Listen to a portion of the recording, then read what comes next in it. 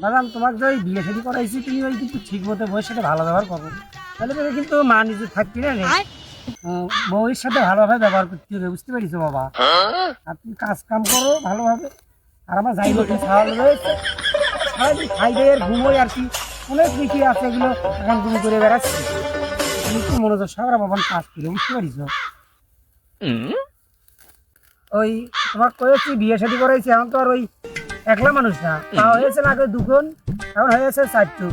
তোমার কিন্তু ওই ভালোভাবে কাজ কাম করে বউ বউয়ের সাথে ভালো ব্যবহার করতে হবে। ঠিক আছে আব্বা, আমি তো ভালো ব্যবহার করবো, সমস্যা নাই। শ্বশুর বাড়ি যা কিন্তু একটু সম্মান দিয়ে কথা করে মানছ। ঠিক আছে আব্বা। আমার দুই ভাইয়ের যে আমি মানুষ করেছি খুব কষ্ট হয়েছে, আরেকটা যাইতে ছাড়া রয়েছে না, কত বিশাল মাপের। ঠিক আছে আব্বা, আমার না কোনো চিন্তাই করা লাগবে না আপনার।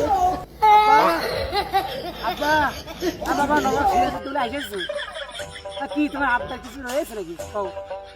আপনি আগে কইছিলাম বড় ভাইরে বিয়ে করাইবেন, শিক্ষিত মায়ের বিয়ে করাইন না। তা কি হয়েছে? যেরাম করতেছি মনে হয় মহাভারত অশুদ্ধ হয়েছে। অসহ্য হয়েছে, ঘরে থাকতে পারি না। কি? ভাবি আর ভাই খালি কাজে করে, কিরাম কাজে? আমি তো শুনি না, তুই কিরাম করে শুনি? খালি ইংলিশে গালাগালি করে। কিরাম ইংলিশ গালে গালি? ওই ইয়াস ও নো, আমি তো এর অর্থ বুঝি না। যাই রে সলক জন্ম দিয়ে আমার সব শেষ, মালিক তো দাস সব শেষ হয়ে যাবে। হা হা হা